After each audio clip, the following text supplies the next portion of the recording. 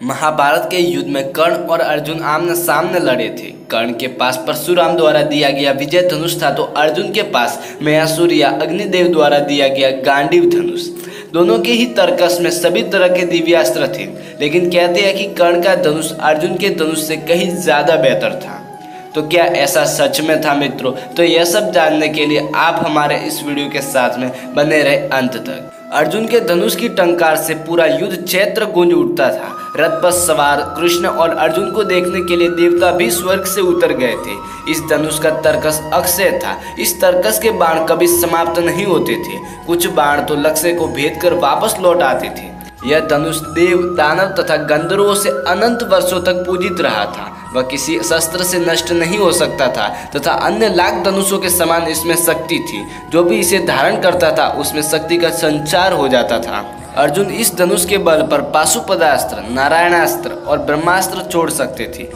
तो मित्रों, ये तो था अर्जुन का गांडीव धनुष। अब बात करते हैं महारथी कर्ण का विजय धनुष के बारे में। विजय धनुष धारण करने के कारण कर्ण को विजयधारी भी कहा जाता था। कर्ण का धनुष अर्जुन के धनुष से इसलिए श्रेष्ठ था, जब महारथी कर्ण अपने धनुष से अपने बाण को चलाते थे तो जब उनका बाण अर्जुन के रथ को लगता था तो अर्जुन का रथ कई कदम पीछे खिसक जाता था। उस वक्त श्री कृष्ण कर्ण की बहुत तारीफ करते थे। जब अर्जुन तीर चलाते थे तो कर्ण का रथ बहुत दूर तक खिसक जाता था।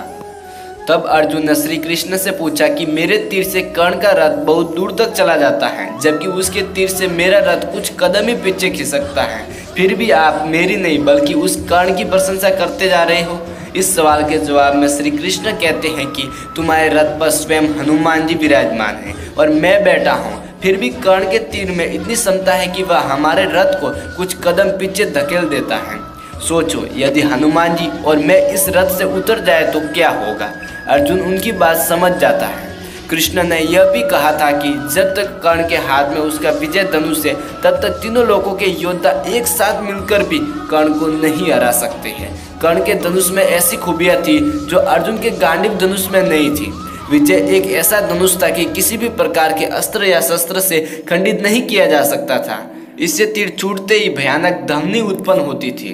कहते हैं कि कर्ण का विजय धनुष मंत्रों से इस प्रकार अभिमंत्रित था कि वह जिस भी योद्धा के हाथ में होता था उस योद्धा के चारों तरफ एक ऐसा अभेद्य घेरा बना देता था जिससे भगवान शिव का पाशुपदास्त्र भी नहीं भेद सकता था। मंत्रों से अभिमंत्रित होने के कारण उस विजय धनुष पर जिस भी बाण को रखकर चलाया जाता था उस बाण की ताकत उसकी वास्तविक ताकत से कई गुना बढ़ जाती थी। कहते हैं कि किसी धनुष के प्राण उसके प्रत्यंचा में होती हैं और विजय धनुष की प्रत्यंचा इतनी मजबूत थी कि उसे दुनिया के किसी भी अस्त्र और शस्त्र से नहीं काटा जा सकता था। कहते हैं कि इस धनुष का निर्माण विश्वकर्मा जी ने तारकासुर राक्षस के तीनों पुत्रों की नगरी त्रिपुरा का विनाश करने के लिए किया था। इसी धनुष से भगवान शिव ने अपना पाशुपदास्त्र चलाकर 3 नगरियों का एक साथ ध्वंस किया था।